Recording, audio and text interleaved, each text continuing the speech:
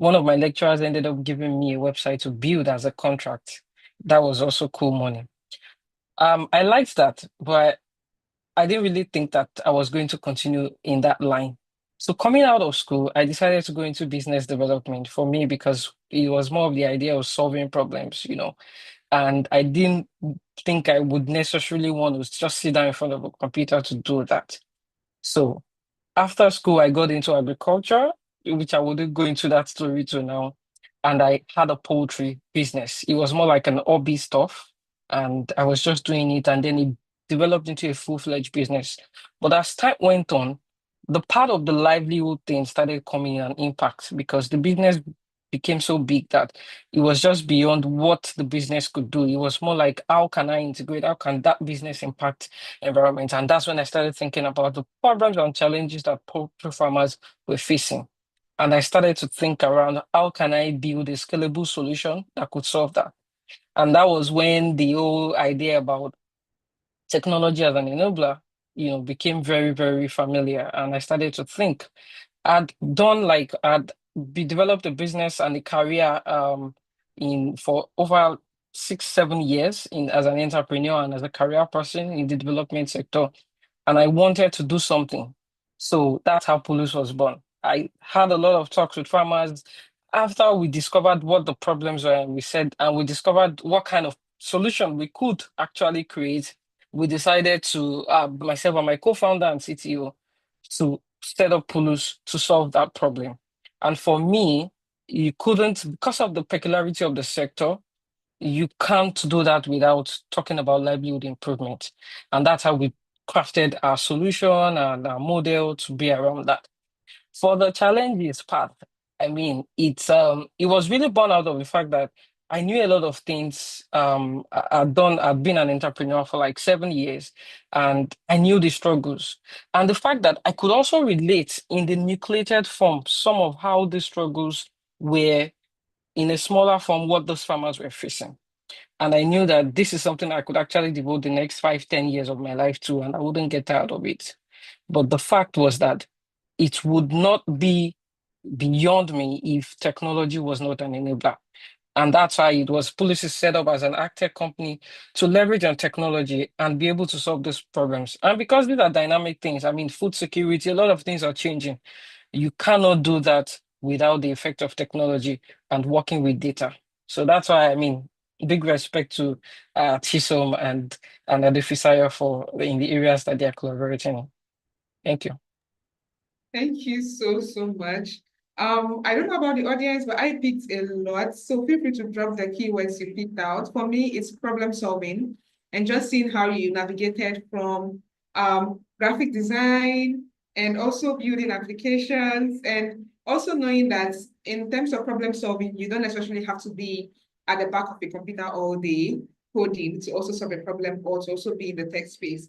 I think lastly for me, starting small, just like you said, it started as a hobby, and now it has scaled up, and you even having to think of how technology can be leveraged as well, yeah, to expand the business. So that's pretty interesting for me. And you also mentioned that you also built applications, and then at some point you just had to go back to entrepreneurship.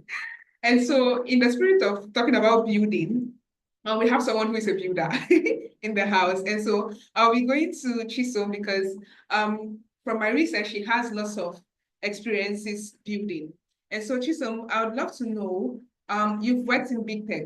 And so from working with Microsoft and even Bank of America to building scalable data platforms, your journey is really, really inspiring. I think anyone that comes across your journey and make researches about you can see that your journey is really inspiring. I've also watched the journey too on your YouTube as well. So I want to know what were some defining moments that has helped you to break into big tech, and how did you also navigate the process as an African woman in the tech space? Because since we are Africans, most of the times there are no much opportunities for us internationally.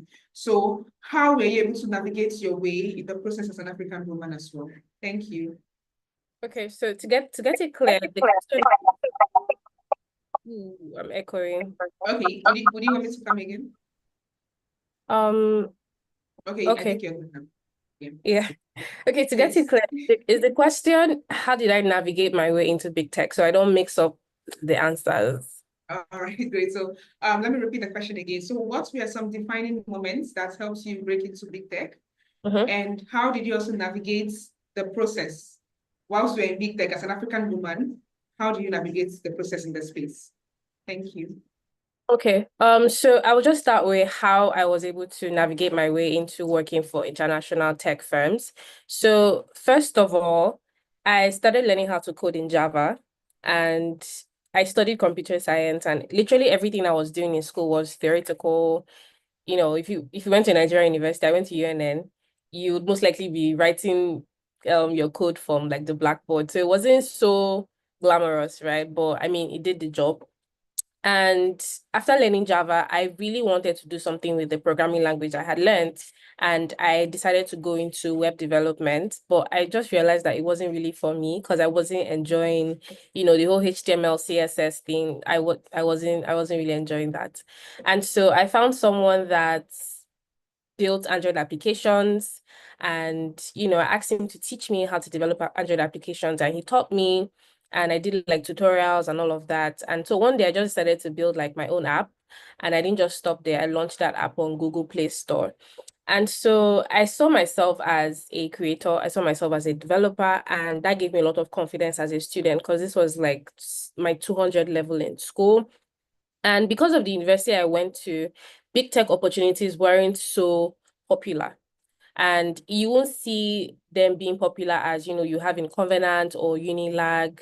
But I decided to apply. There's a program I applied for in school, which was like the Microsoft Student Partners Program. And so disclaimer, if you're a Microsoft student partner, it doesn't mean that you're going to be a Microsoft employee. So it's just like a community of student ambassadors. So it was in that student ambassador community that I met people from Unilag and other people from, Covenant, OAU. And they were like, oh, they're applying for summer internships. And I was like, what's a summer internship, please? We don't do summer here in Nigeria. And so they literally just started sending links to, apply to Bank of America, apply to JP Morgan. And my eyes literally opened. I was like, oh my God, so this is how I would have missed out on all these opportunities if I didn't come into this group. And so that's when I started like my journey into, okay, I can actually apply to big tech companies as a Nigerian student. And so that journey started. I started learning like things like data structures, algorithms. It wasn't so straightforward at the start, but like three things I noticed that these kind of companies look for. I didn't have a lot of experience. I didn't have professional experience. I hadn't worked for anybody up until that point, but they wanted to see that I had a problem-solving mindset. So they didn't really care about my stack, if I had built an app or if I was a full stack person. They just wanted to know how I can solve problems. And they do this by, asking you some kind of algorithmic questions. They do this by asking you, okay, how would you create a tool that can solve this problem? So they really want to know how you think. And secondly, I think what they looked out for was a good mindset. They want to see that, okay, as much as you're a student, you're still hungry for growth. You still want to learn as much as you can, learn the things in the industry. They want to see that enthusiasm for technology. And thirdly, they want to know if you're a people's person and if you're a communicator. So it doesn't really matter if you know how to code or if you know how to create the next ChatGPT. If you can't talk and have like a reasonable conversation with someone, they don't see you as a potential team player or a potential person that will make like a good fit in the team. So I think it was just a mix of I didn't have professional experience, but I had built an app. So obviously I had projects to show for it. So that's something that you should do as well. Try to build projects that you can show people. And I remember doing my interviews, I would randomly tell my interviewer to go on Google Play Store and search for the name of my app, and he'll see that. And, he was quite impressed. And, then, interviews, there were a lot of algorithms, data structures, system design on a low level because I was like, I was still a student. So I wasn't like an experienced hire. And so for navigating that space, while working at Microsoft as an African woman, I would say that most of these big tech companies are very diverse.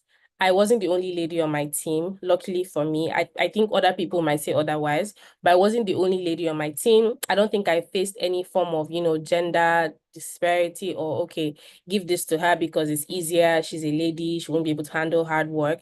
everybody gets hard work. So it was more like a gender neutral team that I was on. And I think I can't speak for other companies, but I can speak for, Microsoft where I worked. So yeah, I don't know if I've been able to. I just touched like the breadth of like the question, but maybe as we go through the call.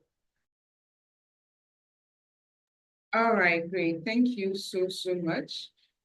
So for me to what I learned from you as well is the problem solving and the growth mindset and the fact that soft skills really matter a lot. So even if you are the best developer on the planet, you still have to be able to communicate and you still have to have that hunger as well to keep growing. So thank you so much, Chisom, for sharing that. And I would also move over to Ope as well. So with Ope, now let's come down to the career space, especially when it comes to the women in the space, right? And we know that many women on this call are just starting out, or most of them are also considering a career shift. So they might be in other sectors right now, and they want to transition into the tech space. So I wanted to know, how did you identify your own niche in the tech ecosystem? Because I feel that's like one of the biggest issue almost everyone has when they're about to transition, right? So how do I know my strengths? How do I know what is meant for me? Because right now there are lots of roles available and AI is even coming. There's a lot of things, going on right now. So how did you identify your own niche in the tech ecosystem? And what advice will you also give to them about finding their own space and their own niche in the space as well? Thank you. All right, thank you, Joy. The first thing I'm going to say is get into something, whatever it is. And I'm happy to.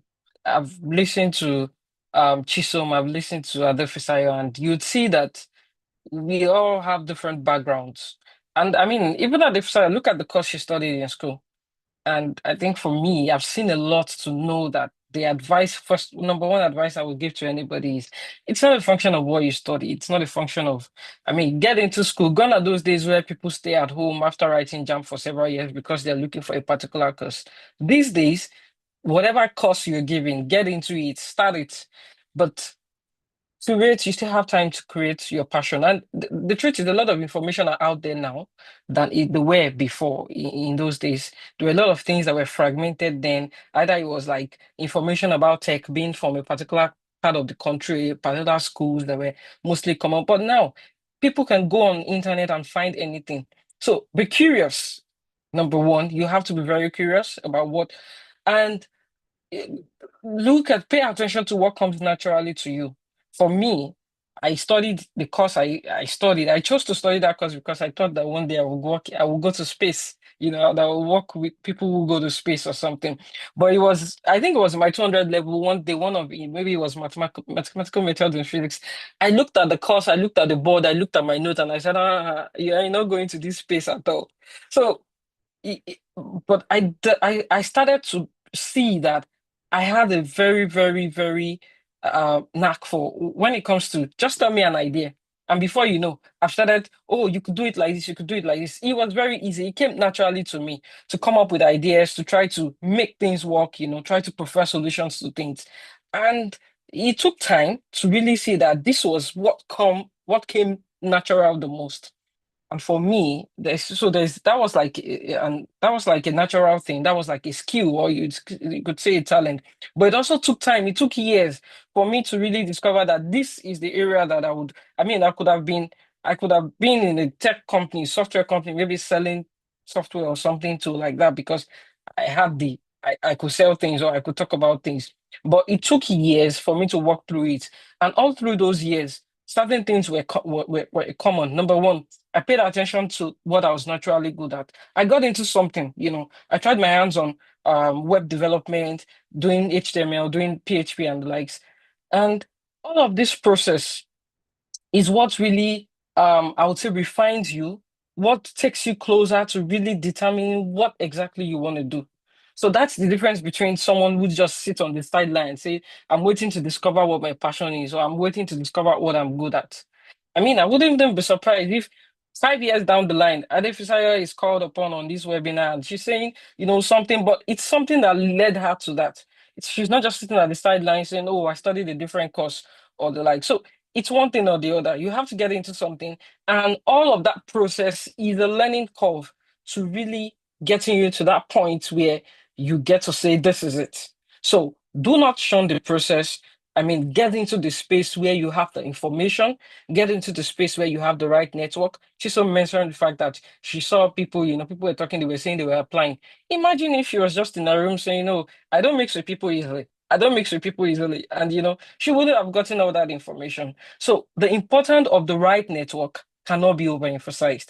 But even in the right network, you're doing the right thing. You're curious, you're walking through the phase, even if it looks like you've not yet gotten it, but don't just stay on the sidelines doing nothing. Do something. You might have to try PHP, Java, and React or whatever it is to really discover that no, this is not it. Some people, it might be the first try. They say, yeah, this is it. I've got it. Yes, it might be the first, second, third, or fourth trial. But at the end of the day, you will be a better person because of the process than someone who is just waiting on the sideline or someone who just get it by measure of first trial or luck or something. Wow. Lots of gems that you've dropped on us today. Thank you so much. And I also enjoyed the comments session as well. So in the chat, as Chisom mentioned earlier, that community is an enabler. Very interesting. Also create your passion and be informed. And most importantly, pay attention to what comes naturally to you and get into the right network as well. Very, very interesting. And I love the fact that you just said, just do something, just start from where you are, what is available for you at the moment, just start with that. And at the end, even when you eventually find something that is meant for you, you already have transferable skills in the tech space that you can take on to your next job if you want to switch job. I've really learned a lot in this short while already. So let's have it in the chat. Please drop what you've learned as well. For me, my notes here are already filled. And I also love the next question as well, and that will be directed to Ayo. And the next question will be in the spirit of what Ope just discussed with us now. And it's the fact that some persons think it's too late, especially the women, right? They think it's too late to start. I've been in this particular sector working for 10 years, 15 years. And now that tech is now a thing and some jobs are becoming obsolete, right? Transitioning to tech now, where do I start? Maybe I have so many responsibilities. Also, persons even think, oh, I'm done with school now, and there are no communities for me to join right now in a university like others as well. So I want to know from Ayo's point of view, these women who feel like it's too late to switch into tech or that they don't even have the right background, because the background here I've heard is just so inspiring. I've had backgrounds in physics as well, graphic design, education as well, but now you're doing amazing things in the space. So what advice would you give to someone who is watching today or who would even go through this video even after today, who is coming from a non-technical background, right? But they're also very curious about building a career in tech. But then they have this mindset that it's already too late. So what advice would you give to them to get them started in the tech space? So over to you, Ayo. Thank you. Thank you so much, Joy. Okay, so I'm just going to say something first. And that's the fact that, everybody's growing. Next year you'll be another age. This year you'll be another age. And then you keep growing. So, and everything keeps evolving. And the thing is that if you feel things are too late, it will keep being too late. Like there's no perfect time than to start now. And that is once you've figured out, like, okay, this is what you want to do. Now, another point the way I'm going to answer this question is in two phases.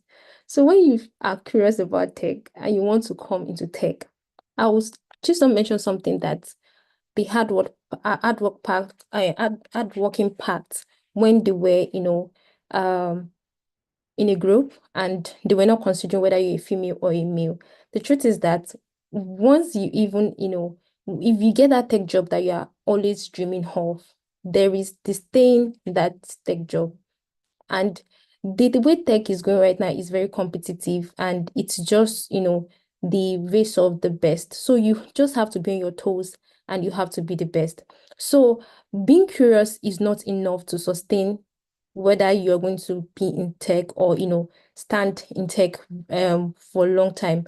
You have to also, enable that curiosity through learning. You can't just keep sitting and you know, keep saying, oh, it's too late to go into tech. It's never too late than this is even the best time to go into tech, because there are a lot of things, even in that career. Okay, let me say something, like even for me personally, even if I've crossed from education to tech, I didn't actually neglect education in whole sense, because in education there is edu tech, like there is the technical aspects of education. And right now, even teachers are mostly teaching online with educational, means, and also upgrading their curriculum to embrace student learning scratch, student learning, the basic ways to, bring online gaming to their, to their curriculum. So it's not like a diversion in whole sense of it. It's like a progression. And if we don't come to the fact that, okay, fine, our curiosity could not keep on saying, okay, and you're just being curious. It's very, very great to be curious. In fact, curiosity is the best part of it. Once you're curious, okay, you're in the game. But on the race, there is actually the hardworking part of tech. And then my advice to anybody thinking, okay, it's too late to start tech, is like there's no better time than now. It is now. Tech is now. Tech is booming now. Get along with the ride. Flow with the ride. Enjoy the, space at which it is growing. Get into community. Now, the thing about learning tech is that it could get boring and it could get tiring. It could get really, really like, are you sure of this? Am I sure of what I'm doing? Because there will be there are a lot of challenges in tech. I mean, it's evolving and you don't know. And you have to come to the fact that, okay, fine, I don't know this. Okay. And that's where your curiosity is actually very powerful. How can I know this? But in the sense of also getting to do this, you can't stay alone. You have to build the right community. So the way to build the right community is your interest. Okay, you want something like agric tech, you have to, meet someone like Ope. You want something like education tech, you have to meet somebody like me, or the sort like that. So you need a community to grow. Actually, if you're actually still struggling, because everybody is different. Okay, we are all different, to be sincere. The way I get things is not the way you get things. And in the sense of everything, there's the way people grow. And then you have to really, really have the mindset of growth. And the mindset of growth is, I say I volunteer extensively, not because I don't want the money, because when you volunteer, actually, you don't get so much in monetary wise, but you get so much in value wise. Okay, there are places that I've been to that I wouldn't have even thought of that place if not because I volunteered. So I'm not saying that, okay, fine, your time or your value is not being, appreciated through monetary. But if you're just starting actually and you are trying to also, incorporate with people, trying to, get along with people, trying to work with people like mindset, you have to also stay humble in the process. I mean, tech is you can always go to the salary of tech and as software engineers, data engineers. You will see a lot of money, be like, oh, there's a lot of money, so why would I give my service for somebody for free? No, there is that impact, there's that community, and there's that growth. And you can volunteer for somebody and you will not get their personal details. And at the end of the day, if something just come to mind, or maybe there's a job opportunity, of course you come to mind. So there's also the learning curve of tech. So if you are curious about tech, I would just say, okay, know that tech is hard work. It's not about just curiosity. You have to really, really be on the game. And apart from that, there is a progression in tech. It is not really digressing whatever you are doing right now that you are thinking is too late for. Where you are right now, I don't know, I've spoke about education. We have agreed here, is like a chance for you to integrate tech. Is like a solution for you to build. So once you find that track, once you find that race, like you find yourself in that game, you just have to bring, technical tools to embrace whatever you are doing. And that's it. It's basically that. Thank you very much. Thank you so much, Ayo. Lots of gems just within 3 to 4 minutes. And I've also learned a lot as well. And most importantly, that tech is hard work. Tech is really hard work, and you have to put in the work. And just a brief follow-up question for you. You spoke about community. I know Chisom also touched on community, and you also spoke about volunteering, right? So I know that community can be in different folds depending on what you are looking for. With Chisom, I think she joined a community and she was able to have access to opportunities in that community, which has also contributed to scaling her to where she is today. With you as well, being part of the community, you also took a step further as well to volunteer, and that led you to lots of experiences and opportunities you didn't even know existed, right? So I wanted to touch a bit on community, but more in the sense of in what ways can young women today contribute to community that will be really beneficial to their tech career? So is it maybe applying for boot camps, volunteering, anything at all? Is it helping someone else too when they have issues in the community? You can just highlight a few ways that women can take advantage of community building and help to scale their career as well. Okay, so I'm going to just come from a personal perspective. So you are somebody that, just, are curious about tech, and they said, okay, everybody's saying join community, join community, join community. And then you join the community. And when you get to the community, you're just like, okay, they said I should join community. So what this? So what has no? The thing is that you've done the best thing to join. And the second thing is that there will be post. Majorly, every community has a community manager. There will be post in the space. You have to contribute. And then in volunteering actually and in community, you may not really have the technical skills. Okay, what are the soft skills that you have? Is it communication? There are ways that you can communicate better. If somebody made a post, just interact with it, whatever idea you have. And if you're very curious, if there is something you don't understand in the post, point it out and ask questions. That's how you integrate yourself in the community. And if they have like a group coming together, people coming together, maybe an event, you can just, even if you don't have the technical skills, you can just use your soft skills, your organization skills, your, welcoming people, the smile, you can just be like you're welcoming people to the event. From there, you are integrating yourself to the community. Okay, so I believe it's not majorly joining communities is not just about the technical aspect. It's also about your soft skills. That's if you don't even have a technical skills and you are in a technical community. So you have to make sure that you leverage your soft skills to to start learning the technical skills. So it's not as if you will not be part of the community. There are many communities that it's not just about the technical aspects. They, when you have an event, who put tags on people, who try to check the people's record, from the data and all. You can, do that. And from there, you are part of the event, and then you've made a story also. You are contributing to your story, you are walking step by step, and you are actually going towards your goal. So it's just start from little steps, and every step even brings you closer to your goal. And that's it for me, actually.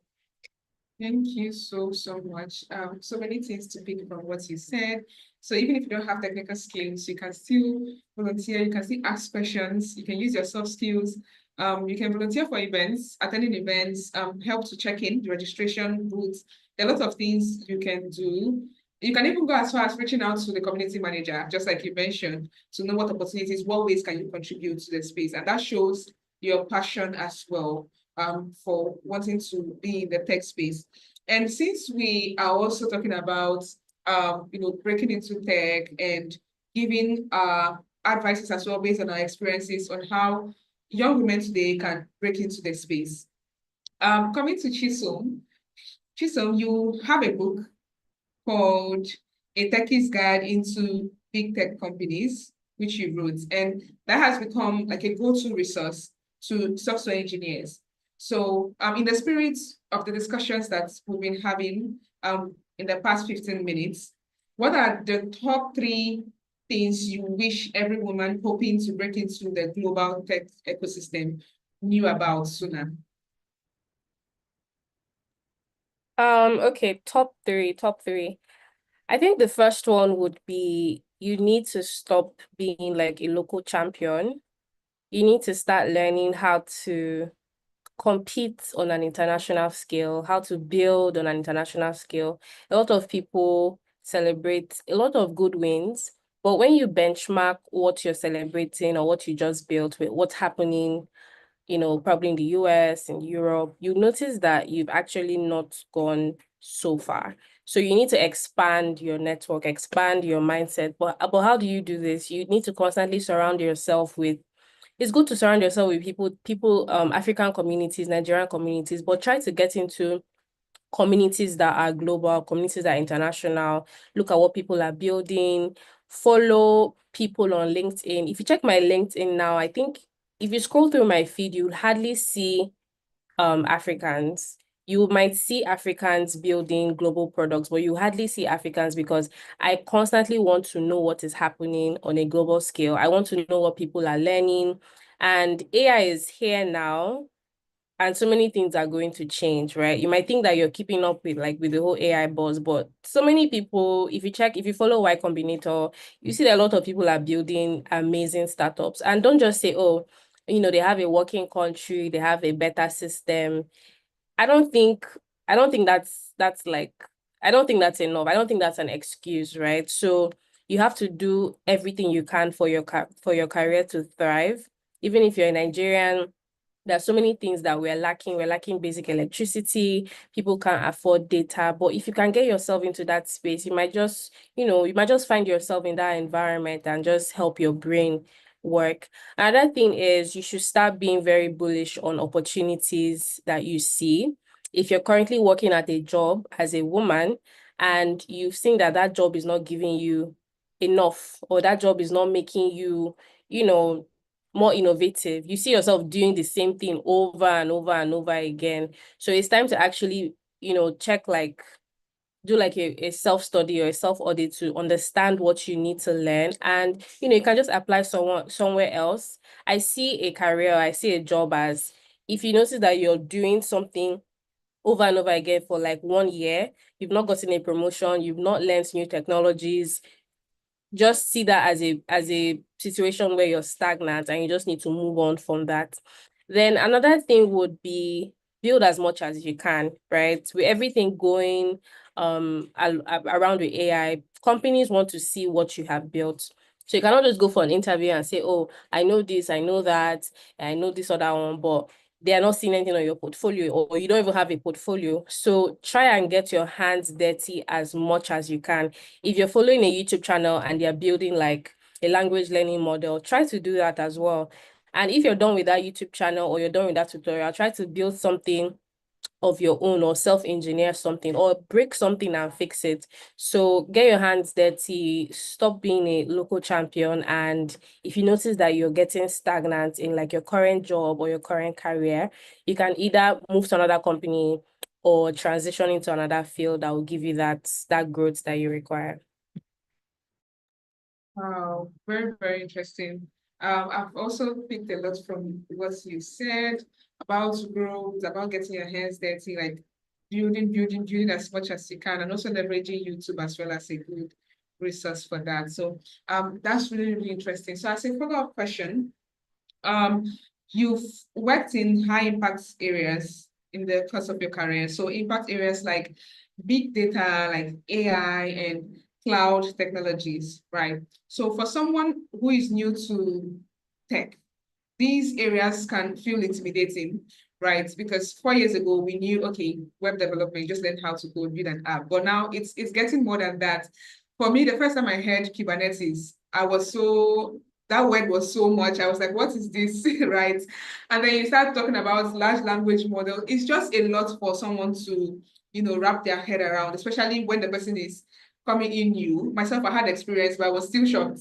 So how much more someone coming in new and they're like, you have to learn Docker, you have to learn pipeline, you have to learn, and it's just so confusing and it can get intimidating. And most of these women can end up backing out as well because they feel there's no space for me here. How can I ever learn this? The name alone is looking so huge. So how can I even like jump in and start learning these technologies, right? So how can women start exploring or building competencies in these areas, especially those who are just coming in newly? I know you talked about YouTube and following tutorials and getting your hands dirty, but if you can expatiate on how women can, build into these areas, like hone their skills, improve their skills in these areas, resources and anything you have in mind, that would be great. Thank you.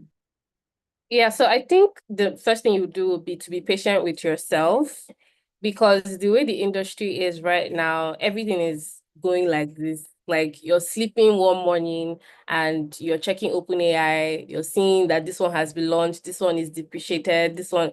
So you have to learn how to, be patient with yourself. And I'm currently writing my second book on data engineering for beginners. And something that I have learned is the fact that a lot of my fundamentals were shaky. A lot of my foundations were shaky. And I was writing a chapter on how distributed systems work. I have used distributed systems, or I have implemented some kind of distributed systems in my career or like in my work, but I didn't really understand like how these things actually work. And, writing the book for beginners gave me an opportunity to actually dig deeper to understand how these, concepts work and how to put things together. So I think you can be a very good learner and you can be a very good engineer if you understand the back end of things. Don't just learn Kubernetes because, it's a tool that you're using at work. What does Kubernetes actually mean? What is its role in the kind of software that you're building? Have you actually taken your time to read documentations? And just to give you that heads up, or even Docker, or even Python, a programming language, I've noticed that some engineers that I've seen that are very seasoned, technical professionals, they actually understand the nitty-gritties of how these tools work. So if you want to learn something, in the AI space, try to read about that thing as much as you can. Read about it so much that if someone wakes you up in the middle of the night to ask you, okay, what are AI agents, and explain it to me like I'm 5, you can easily do that because you understand that subject matter. And once those foundations are very solid, I can assure you that you can build anything on that foundation and it won't crumble. So don't rush to, follow the trend, learn technologies. Those things are good, but try to make sure that you understand how these things work and how they can benefit you. Then courses as well. I have a lot of courses that I have not taken. A whole lot. A whole lot. And what's helping me is the fact that I have like an accountability group, of people that, we just want to learn new things. We just want to keep each other accountable. So that helps as well. You can just bring this is a community. I'm sure you guys have a lot of programs. So having people that can keep you accountable to finish your courses, and not just finish a course, try to build something from that course. Make sure you're taking practical courses after learning like the theory, side of things. And I think my last point would just be take it easy on yourself. Learn something. Don't hurry. The world is moving in a very fast way. Nobody's pursuing you at the end of the day, but try to take your time to get the fundamentals right. Build as much as you can, have an accountability group, and also have someone that you look up to in the industry. It might be a mentor, it might be a sponsor. Let the person be accountable to someone like a leader or someone that's higher than you in your career, and just go with the flow. At some point you definitely catch up. Thank you so much. So be patient with yourself, very, very important, and also be accountable as well. So being accountable to someone makes you sit up, right? It just brings a sense of urgency as well. So whilst we are here as well, we can see questions, we can see some comments as well in the chat. So you can even go ahead to identify we're already in the community, literally. So you can even go ahead to identify people with like-minded career paths, or people who want the same thing you do. You can go ahead to connect with people and also keep yourselves accountable, right? So that's really, really interesting. And let's be less technical, like coding and Kubernetes and all of that, and let's come to Ope. I really enjoy Ope's story because she's not a regular she's not a regular coder, we all know. And when you say tech, that means you should be a guru and code. And so it's Ope, you work both in tech and your work also spans across impact-driven development, right? So how do you think digital skills can transform the traditional industries? Because let's face it, agriculture in Africa is still a lot more traditional, right, than other continents we know about. So how can digital skills transform traditional industries like agriculture for African women who want to go into agriculture? Thank Hey, you. one thing I'm going to say about tech, digital skills, digital literacy is it opens your mind, and it opens your mind to see being beyond what you're looking at. So when we were developing our solution at Pulse and how we wanted it to transform the lives of poultry farmers, we first of all looked at how they were doing things, ab initio, and we said a lot of people look at records. So you can imagine that you want to take a count of everybody that is here and you write everybody's name, you write a date of birth or something, and you're looking at it. It's a piece of paper you're looking at. That's all it is. And we began to ask ourselves that how do we want to impact people's knowledge using technology such that when they look at this thing, they don't just see what they've written in a piece of paper. And that's what digital literacy does. It helps you see beyond what you're looking at. For me, I would say that when we were there, we were able to bring ourselves to the point where we developed our solution such that farmers can now look at same thing in a different way because they can see more beyond what they've written. They can see more beyond.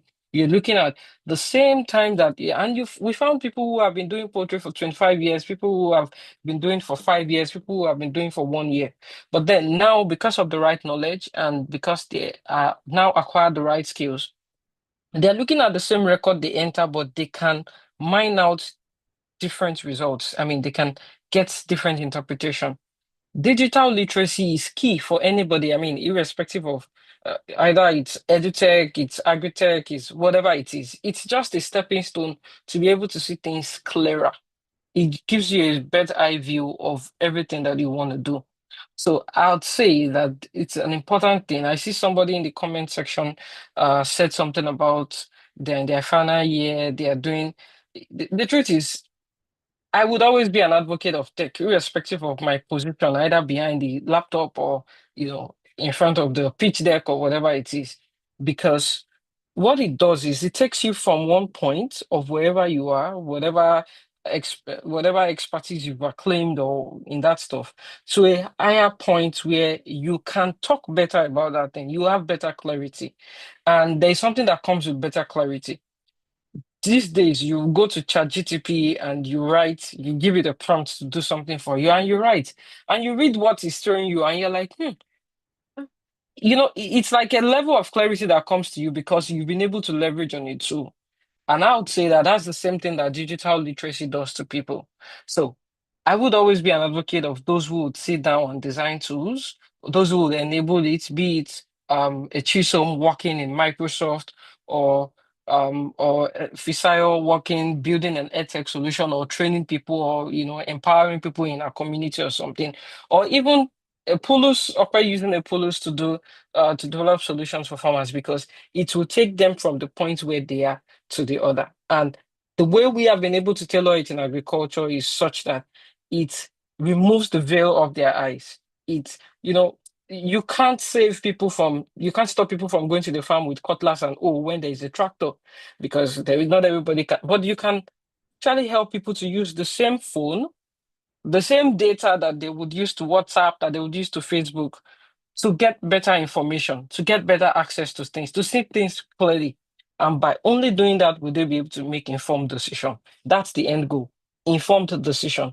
If people can make better decisions from day to day, from the day-to-day life, Poji is asking a question. If he can make it, he or she, I don't know now, can make a better decision because she's more informed, because in that particular decision, she'll be a better person. So whatever literacy, digital literacy help people to see things clearer and help them to make better and informed decision.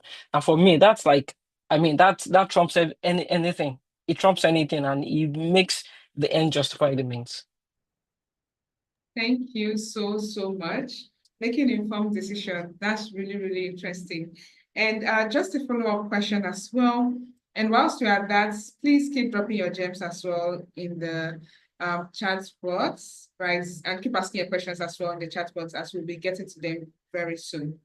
All right, so for a follow-up question, we know that the tech landscape and tech ecosystem is evolving very rapidly.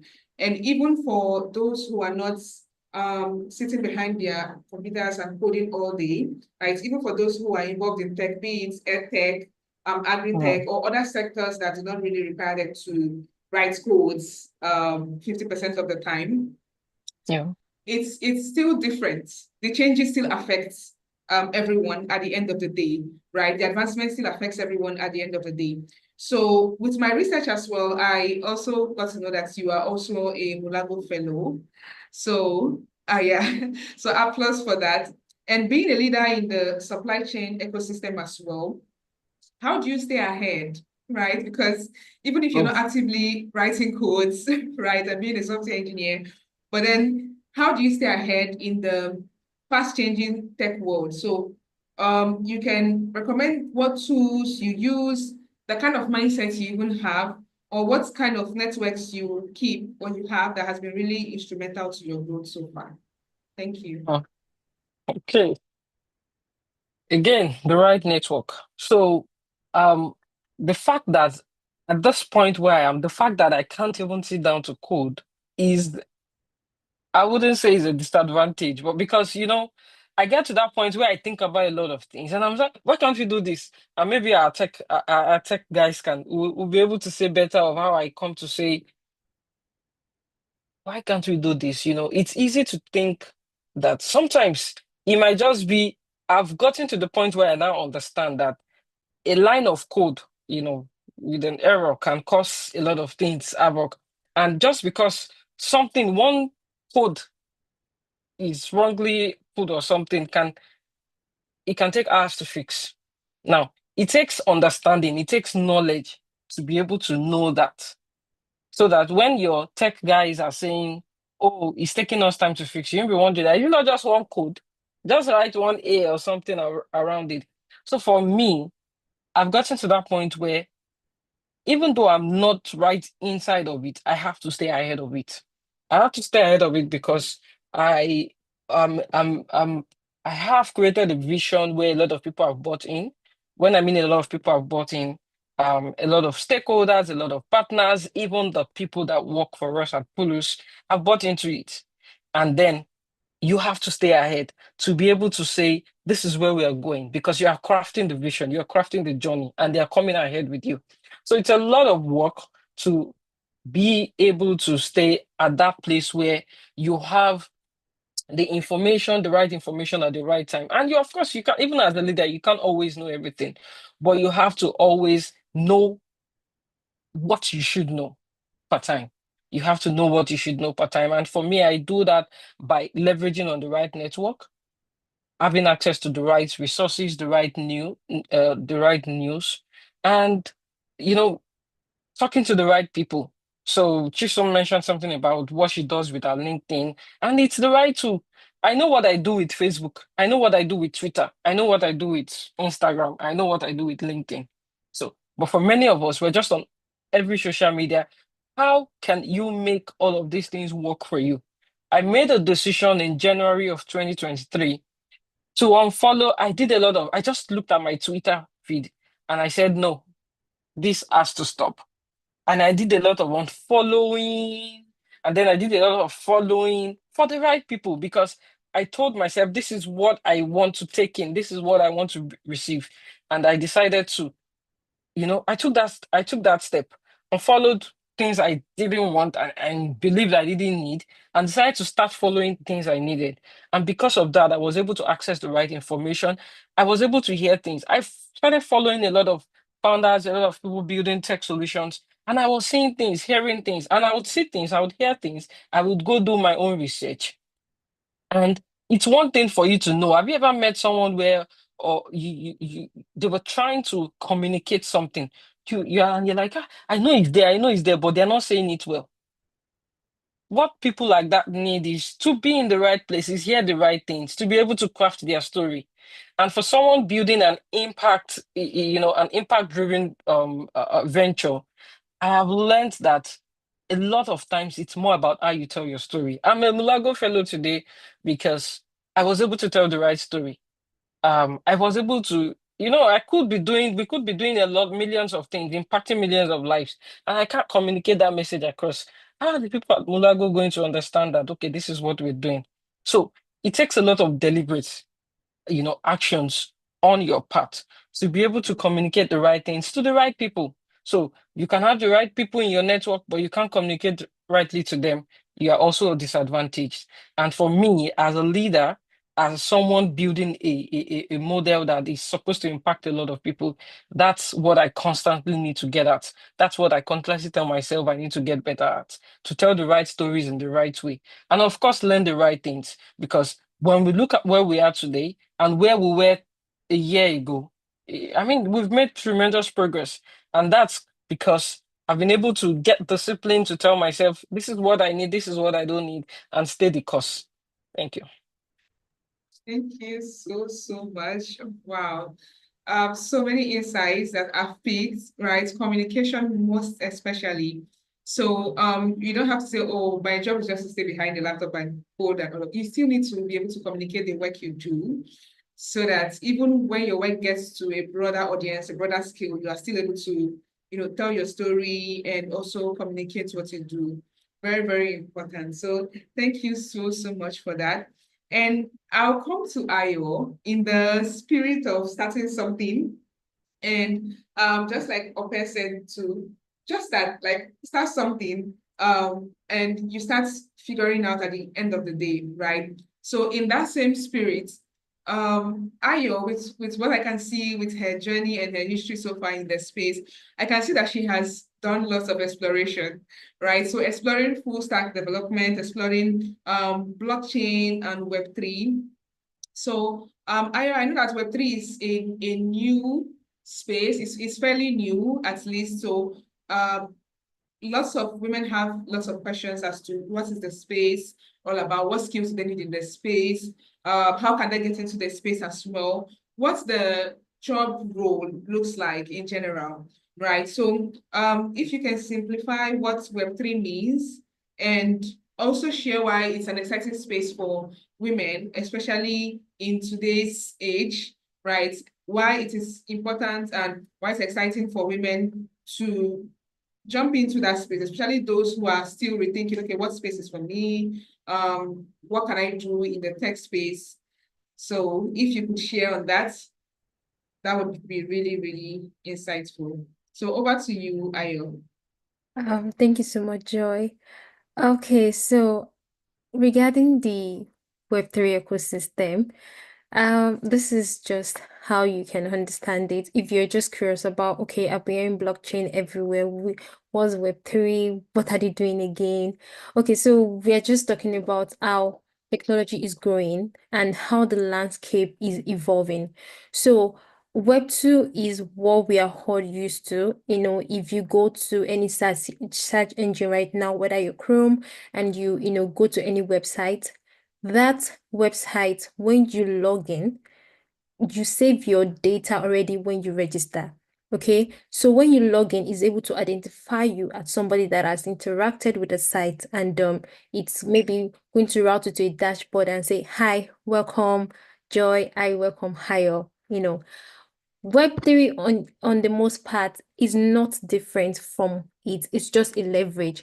So instead of you using the normal database that they like you storing your data on the Web2, Web3 proposed a technology called blockchain. So just have the mindset that it's still your data going somewhere, but it's not in a centralized database. That means it is not in a database. That means your name that you've put on that register input, it is not going to a register to a database that is controlled by somebody. So all databases, all your data has a centralized system. It is like where you can I don't want to go technical right now, but it's more like your data is going somewhere, like it's being stored somewhere. Your name is being stored somewhere. That's why when you go back to the website, you're able to see, I welcome this. But blockchain also is more like that. But right here, Web3 is more like that. It is stored, like data is now stored in a blockchain system. So it's more like it's no more in the control of one person. It's in the control of everybody can see that, okay, your data is very transparent to everybody. And then it's also very private. It's not like if it's not private, but this time around, it is not stored somewhere. So somebody cannot go ahead and delete your data on their own. So it's like you have the ownership of your data. It is not centralized to one system, it's decentralized to everybody, it's transparent to everybody, and you have primary control of your data.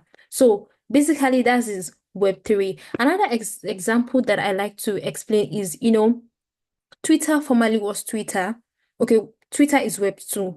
Okay, it's like your data is somewhere. So Twitter was formerly Twitter. Everybody knows Twitter. Everybody loves the bird. So when Twitter changed to Hex, there was a person with that username Hex, and then the data has to be deleted because they had now been known as Hex. Twitter is now X. So it's more like that. So if it's a decentralized system like Web3, it is not going to be like that because you own your Hex username, and it's like you don't have to, anybody does not have any control to go and delete your Hex username. So that is the idea that Web3 preaches. That is basically the idea of Web3. So if you're passionate about, okay, why would somebody go and delete my data? You might find yourself in Web3, going through the system of blockchain and all. So that is Web3 in the simplest form. Yes, thank you. All right, thank you. You can also share why it's also important that women also key in, especially those who are just starting, why that field is a field that they can look forward to exploring and also, building projects in that space too. Okay, thank you for that. I think I missed that. Okay, so if you are passionate about, why you should actually go into Web3, this is why you should actually go into Web3. It's an evolving space. So it's still being crucially looked at, and you can be part of that journey. Sorry, excuse me. Mostly, you can be part of that journey. And apart from that, is that the technology it's basically what people are mostly interested in the sense that everybody wants their data to themselves. Privacy of data. You want your privacy of data. So that is also why you should, put your you should come into Web3. It's a very involving spaces. The ecosystem is large. There are a lot of things in Web3, a lot of terms, a lot of communities. And one thing I know about Web3 is the community. I am very, very sure of Web3 communities. Like that is even when I understand community, the sense of community.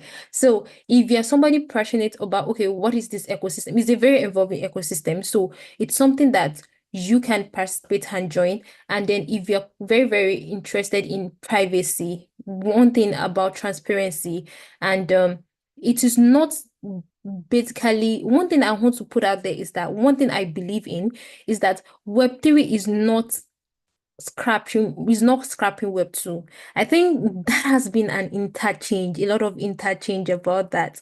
So I want to put this out there because I know that if you're somebody that is just curious about Web3, you might have come across that it is a leverage. Okay, it is like internet is leveraging.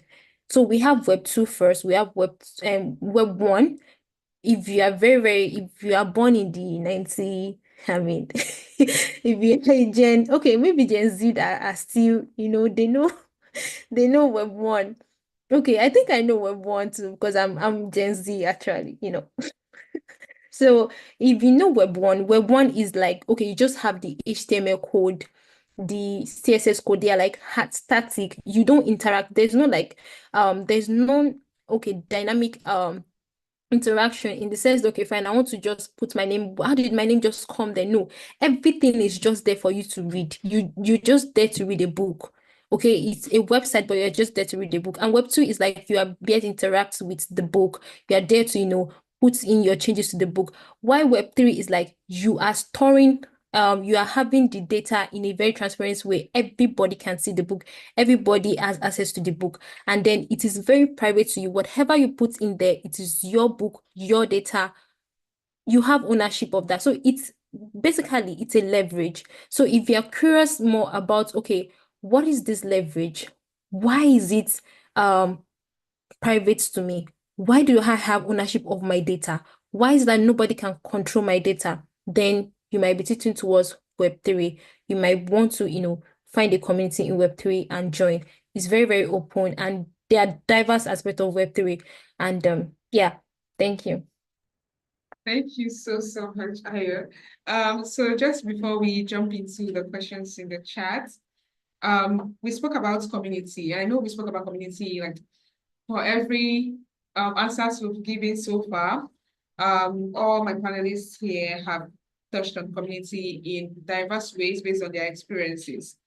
And so I want to know, because we didn't touch on a particular aspect of community, which is mentorship, right? And with what I've heard from you two in the past 5 minutes, that tells how good of a mentor you are, right? So bringing it down to mentorship. Since you are deeply involved in mentorship, right, and also creating inclusive tech communities, like you also talked about Web3 communities being very engaging and inclusive as well.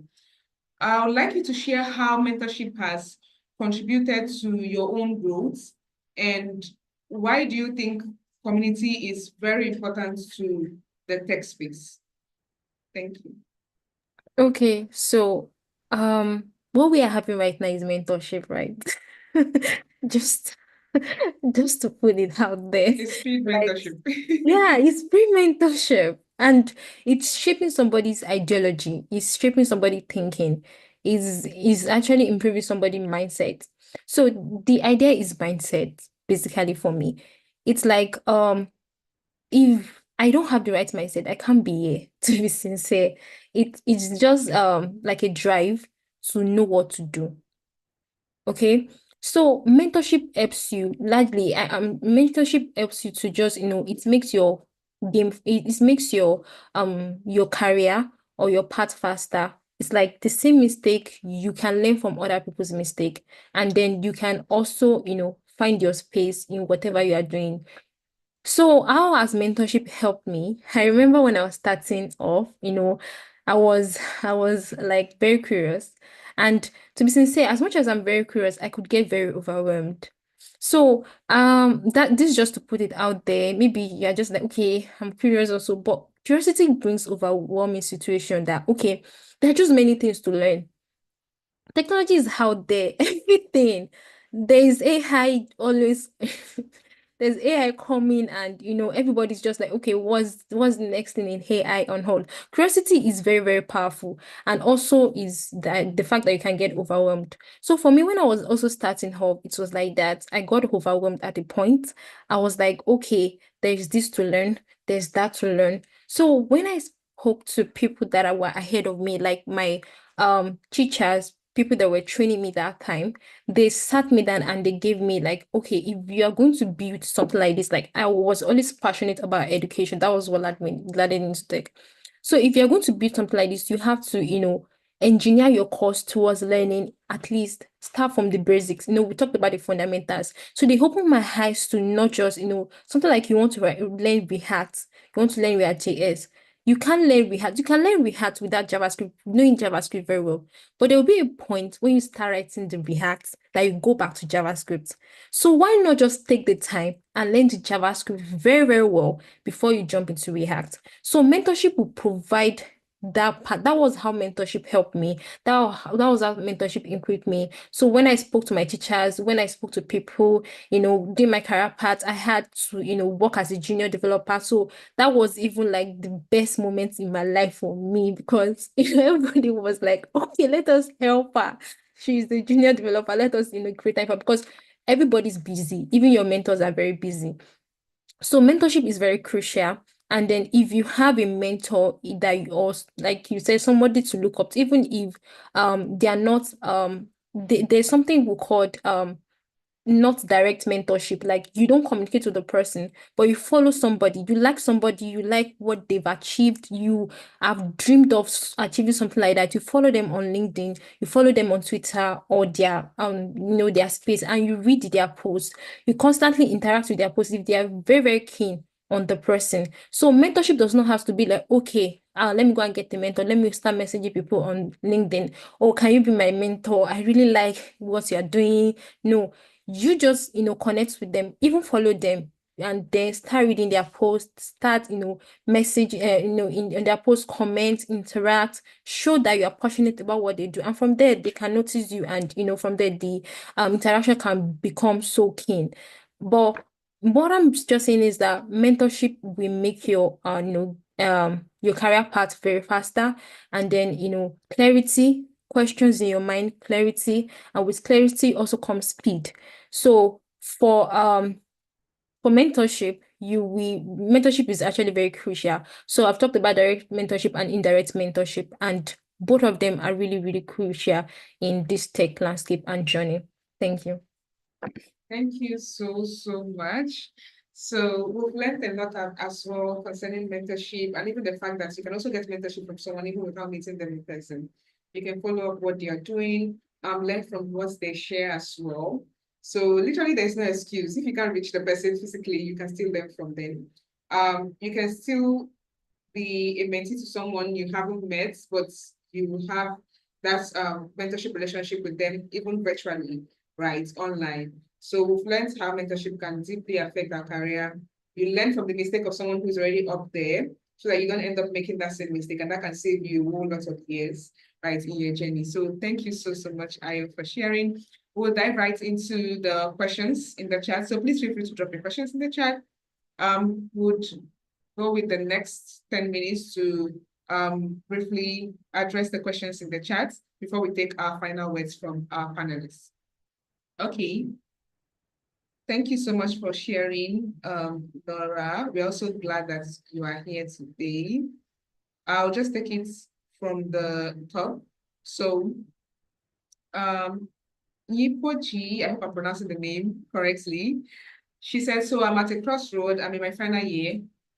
So I have a project and exams coming up, and I have a small cake business, and I also want to do tech. I'm getting overwhelmed, and the people around me are overwhelmed. Sorry, I'm getting overwhelmed, and people around me are saying I should drop tech and focus on school and my business since I'm seeing small something from them.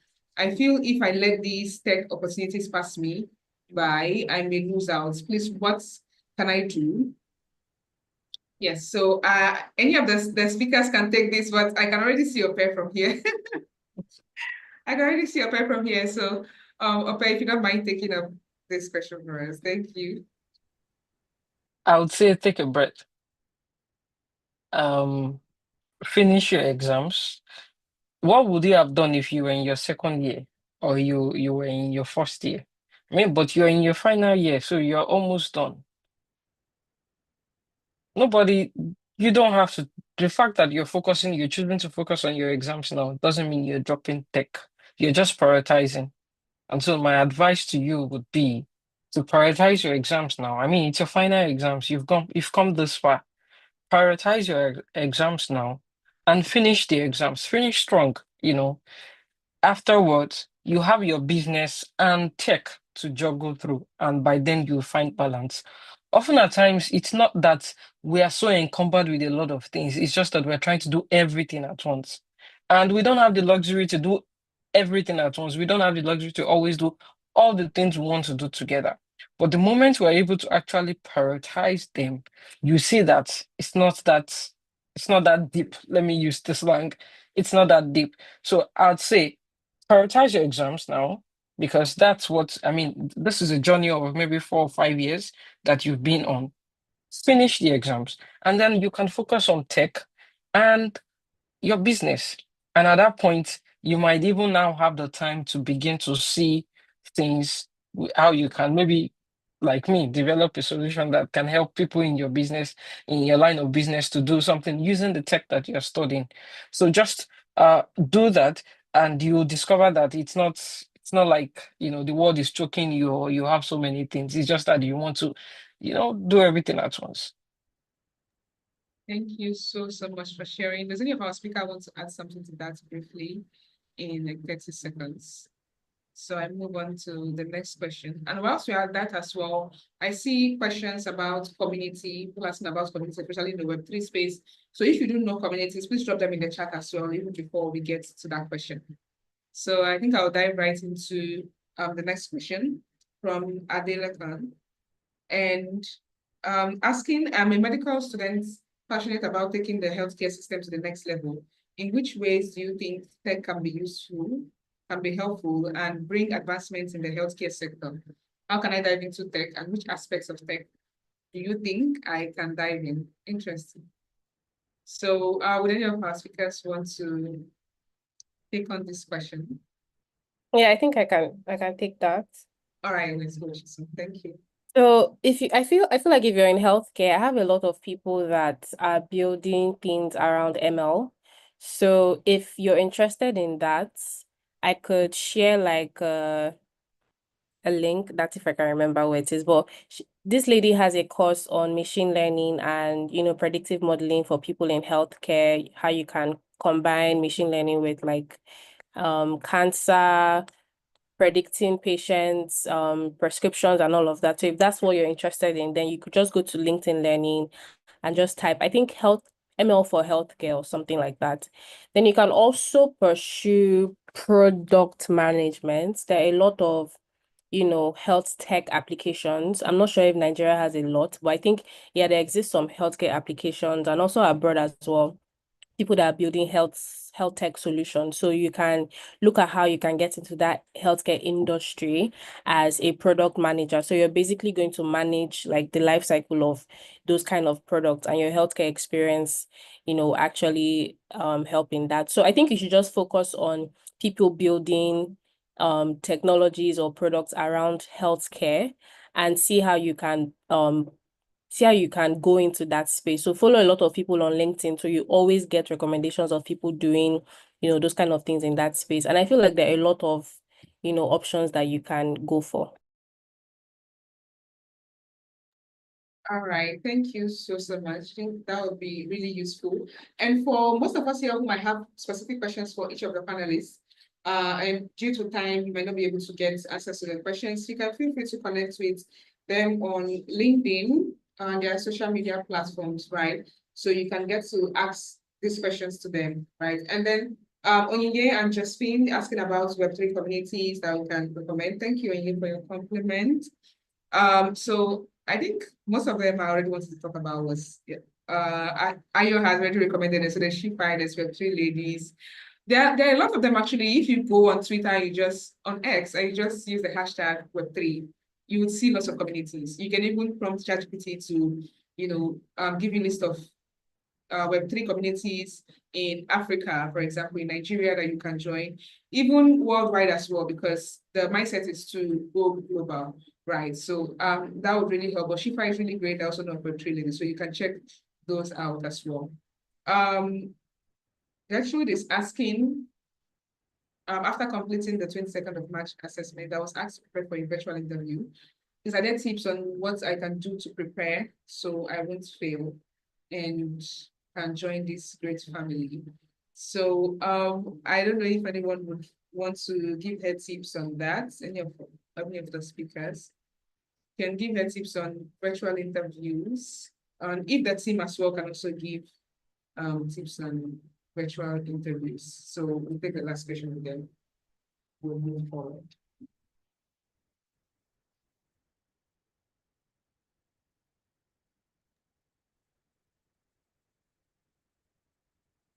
So is this question more about navigating virtual interviews for job appointments? No. I think it's towards the application with Tech for Dev, right? Actually, towards the application with Tech for Dev. That's why I was recommending if there's a team to also give reply on that. But I guess we would come back to that. I'll just take the last question. So Theresia is asking, she would like to be a software developer, so she wants to know the reality. Right, okay.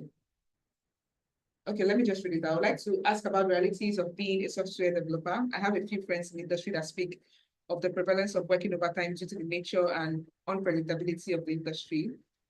Is this a universal known fact that your work can be unpredictable in this manner? And if this is the case, how does one maintain a work-life balance and pursuing your own interests and passions? Interesting. And for the kind of person that is not satisfied with one track living, as in, even if I'm passionate about something, I will still have many other things I'm passionate about. What does the tech industry have space? Does the tech industry have space for such people? Wow, this is a deep one. This is a deep one. So would any of our speakers, amazing panelists, mind sharing briefly so we can take our last words? Thank you. Okay, I will try to answer part. It's a lot. Okay, so the first one is that the working overtime due and the unpredictability of the industry. So yes, I won't lie that well, this depends on the company that you're working for and the values of the company. And if it's a startup, you should know that okay, you might want you if you're working for a startup, you might want to give you the flexibility of working overtime. So it's not like this is not true, but it is true to individual companies and their values. So if you're working for a big tech company, I'm sure that there will be some structure in place in a way that we make sure that, okay, fine, you work with the hours you're supposed to work with. But if you are teaching towards a startup, you might want to allow yourself the flexibility of working overtime, even probably more than they state in your contract. Then the unpredictability of industry of tech industry is the fact that I don't want to answer this this on unpredictability is like a big term, like it's a lot. When we talk about is it in the sense that okay fine, it's an evolving space, it's constantly changing, there's one thing out there.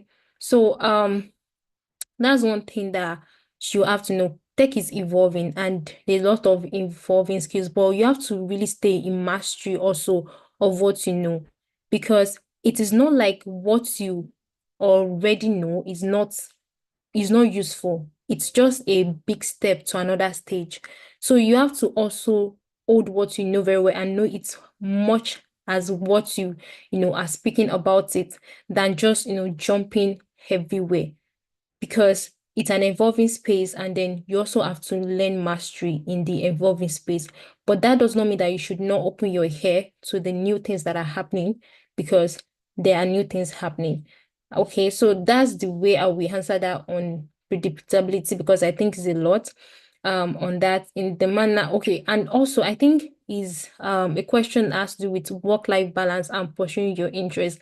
So I've been in meetups that say that there's no work-life balance in tech, and I've been in some that say there's a work balance in tech. Well, personally, so far so good. For me, I believe that the balance comes when you just prioritize your time. That's it for me. That has been what has worked for me, is the prioritization of your time and what you're actually working on. And the work-life balance just has to be like, okay, you also, knowing what you are doing at the right time. And basically, I would say that, okay, it's a kind of personal perspective on this work-life balance. I would say that again because there can actually be like, okay, you are solving a bug, and a bug that, okay, you are shipping into production, and then you have a bug that you have to solve for like 6 hours or 7 hours. You've been on that bug, and just taking 7 hours for my day is a lot. I mean, I have to also sleep and refresh and gain back life, and maybe I want to go out for a club, or just have a after party in my house, I have to cancel.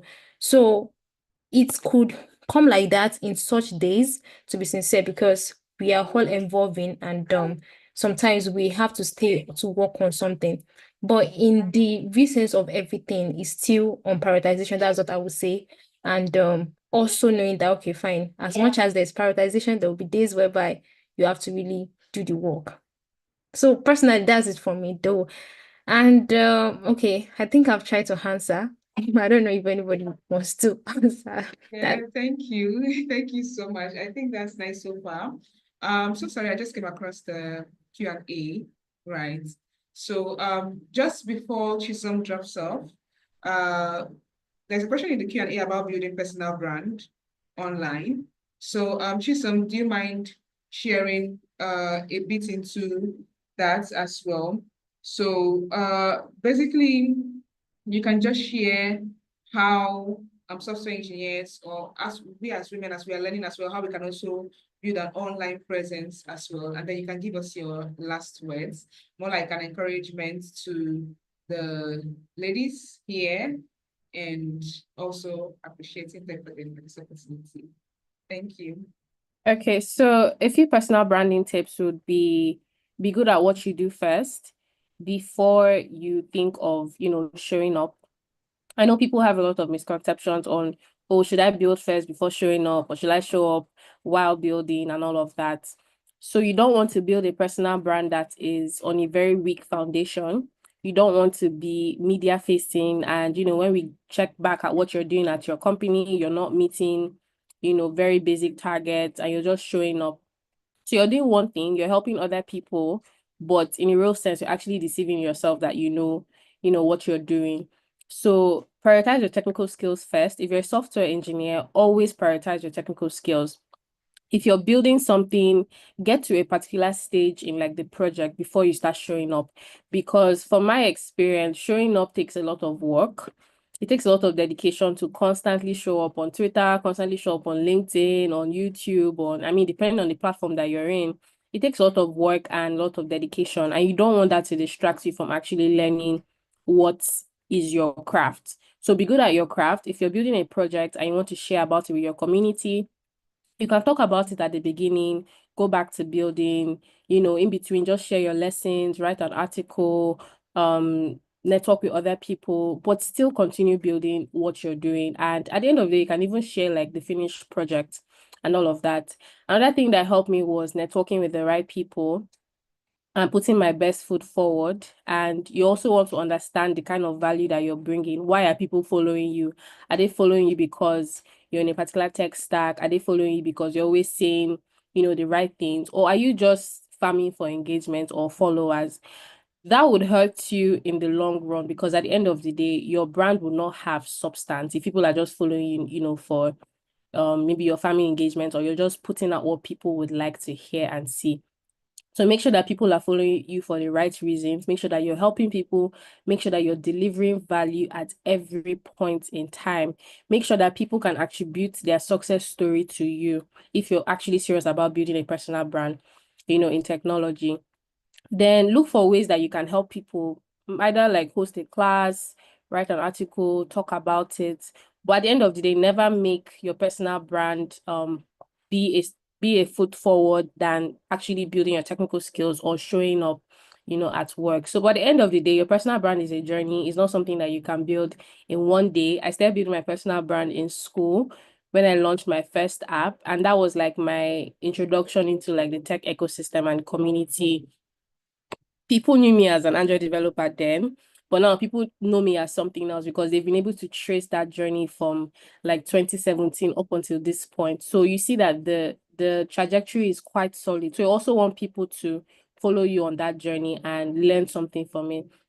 So parting words would be, I know I'm talking to women in tech, talented women, people that have, they're constantly learning. The fact that you're on this call shows that you're hungry for growth and you want to learn a thing or two from the amazing panelists that we had today. So just keep working on yourselves, keep pushing. Like I mentioned earlier, don't be a local champion.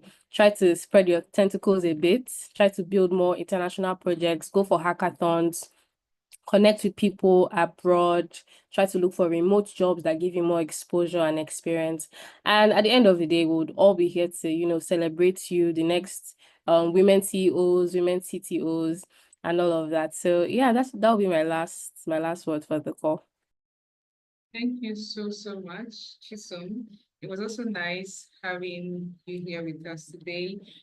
Please let's also celebrate Chisom. Thank you so much for your time, your insights, and also sharing your knowledge with us. We've learned a whole lot from you today. Thank you so much. And so I'll move over to Ope. So Ope, I think there's a question in the Q&A about someone being passionate about tech, but lack of a laptop for self-practice and inability to secure one is discouraging. So how should this person keep their spark alive? So you can go ahead to address us and just give us an answer on that. And lastly, also just share your final words, like a message you would leave with every woman here today on how she can show up and how she can keep building her confidence as well and earning her space in the tech industry. Thank you. Okay.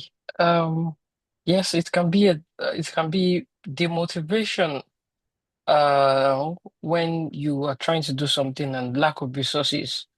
So we've talked a lot about, get yourself in the right place, have the right network, do the right things. But when it comes to owning a laptop, because you can't really de-emphasize the importance of it to learning good tech skills.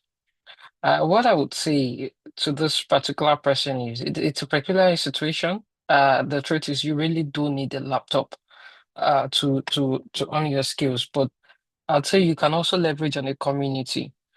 I don't know where you're from, where you are speaking from or where you're calling from, but there are a couple of tech ops that I know that are existing and coming up in different cities. If you are in Nigeria, you can look out for if there's any tech op that is close to you. These are places where you can find yourselves, communities where you can find yourselves, and you can find people you can find laptops to use, at your spare time. And you never can say, you may be able to find someone who is really even willing to give you theirs. I remember that when I got myself a new laptop, I gave someone my old laptop. And because the person, I just looked around me, and coincidentally, the person was also trying to learn Python. So there are people like that. They'll be circumcised, but you have to be in that right place. You have to be in that right network. So, and what's the closest network that can give you access to that? Join the community, join the tech hub. It might sound funny that you don't have a laptop, you're joining a tech hub or something, but you know what you're looking for. So get yourself closer to those communities or those networks that can help you to get it. Having a laptop is almost no big deal to some people that if they're going to get a new one or something, or it might even be an old one they have that maybe the keyboard needs to be fixed or something very minor. And they might say, oh, I'll give it to you, you just go fix it. So the best you can do for yourself is to get yourself closer to how you can get that resources, and that's going to get into my final parting words. You own it to yourself to show up daily. Just show up. Show up in any way. Show up either by joining the network, show up by watching that YouTube video, show up by learning that course, that online course. Just show up in one way. When you wake up every morning, you ask yourself, how do I want to show up for myself today? And it helps you to forget about the noise and the pressure. You're going to see a lot of things on social media. You're even going to see people that it looks like, oh, I should be at this level today. I should have been doing this. I should have been. Don't put yourself under pressure. Show up daily. You're going to look back 365 days from this moment, and you will discover that, okay, showing up daily has actually brought you thus far. So it's not about those large, big steps. It's about most times, the one step you take each day that takes you closer to where you want to be. And that's it for me. Thank you. Thank you so, so much, Ope. I've learned a whole lot from you today. I've also seen that even without having to sit at the back of a laptop all day coding, you can still do amazing things in tech. You can still pursue other career areas in tech as well that you would excel in, right? Even without having to, write a line of code, or even without coming from a technical background. So thank you so, so much for sharing your insights with us today. I think one last question in the Q&A is about what challenges I faced transitioning into tech. Interesting. I'll just read back to Ope very briefly. I faced a lot of challenges, but I did also have a laptop. I started coding with my phone, which was very unrealistic, but I was very determined to learn. So I kept coding with my phone, and then I take screenshots and screen records, and then I post online and all of that. So I had to work during the summer of my school because the laptop I was borrowing from a friend, everybody had to go home for holidays. So I had to work during the summer to save up money, call family. When they even send money for feeding, I take out at least 50%, just to save up. So there's always a way out. You can always join communities as well. I see lots of communities also give out free laptops. So you can attend events, join communities that also do this. And if you can save up, if you can talk to family, talk to friends, just like Opea said, it doesn't have to be a brand new laptop, just something you can use, right, for the meantime. I used my laptop for over 3 years till I'm able to work and afford the kind of laptop I want. So even if it's plug and play, just have something at least, right, that you're using at the moment. So yeah, so that's the challenge I would share. And so I would also take last word from Ayo. Yes, so in 2 minutes, I'll just take last words from Ayo. So Ayo, you can share with amazing women on the call today what final message you want to leave them with. So how can they keep showing up, building their confidence and owning their space in the tech space? So whether they are change makers, whether they are coders, whether they're entrepreneurs, whether they are professionals in the space already. So what last words do you have for us? Thank you. Okay, thank you very much. One last word I would say is that tech is challenging. So the thing is that you just have to be ready to face the challenge. And every challenge brings you closer to being better. So you fix a bug a day, you master the bug. You fix a code a day, you master the code. You solve a challenge today, you master the challenge. So tech is constantly evolving, like we said, but the game is just the fact that you have to be persistent, and then you don't have to really feel like, okay, so because I can't solve this bug, I'm done. It comes like that even to the greatest of all, even to the person speaking. And I'm sure that, okay, it's basically life. So you face the challenge, but then you just have to be persistent. So you're just starting off. Is even when everything look like Arabic to you. That means if you're not like in that space of, okay, being an Islam, I'm not trying to separate religion right now, but everything just look like, what is um all these languages, all this gibberish, what are they saying? So it just looks so, but when you come back again and look at it, you keep on mastering it, you keep on going further. So my final word is that don't give up in the face of any challenge. Just know that every bug is the step closer to whatever you want to achieve to do. Yes, thank you. Thank you so much, Ayo. I've really learned a lot from my amazing panelists today. So please go ahead and celebrate my amazing panelists as well. Thank you so much for your time, for also sharing your knowledge with us today. I personally have really learned a lot, and I can't also wait to see what the amazing women on this call would also practice right in their own journey and how far they also go to. So we are rooting for everyone, and it was nice having this conversation today. So feel free to connect with any of the panelists, any of the speakers we had today. And if you have personalized questions as well, we'll also drop them as well. So I would hand over to Olabisi. Thank you so much for the time you gave us and the opportunity to do this as well. Thank you, everyone. Thank you so much. Thank you so much, Joy, for moderating that session. It was such an insightful conversation from Ade Fisayo to Okwe Oluwa and also Chisom. It was a very exciting one. Thank you so much. So just because of our time, I know that we have already used way more time than we ought to have. So I would just encourage us that you can visit our website just to read more about what the Women Techsters initiative does, from the Tech Girls Drive to Open Day to the bootcamp. I know we have some of our beneficiaries on this call, and also the Women Techsters Fellowship. And I've been seeing questions around, oh, when is the result from the technical assessment going to be out? In the coming weeks, you're going to be getting an update as regarding the status of your technical assessment. Then also about the masterclass, you can just go on our website and you would have more information about what the Women Texters Initiative is all about. So on that note, I would like to say a very big thank you to Joy for moderating the session, and Adefisayo, Opeoluwa, and Chisom. And I would say that you all do enjoy the rest of your day. Bye, everyone. Thank you for joining today's session. Bye. Everyone.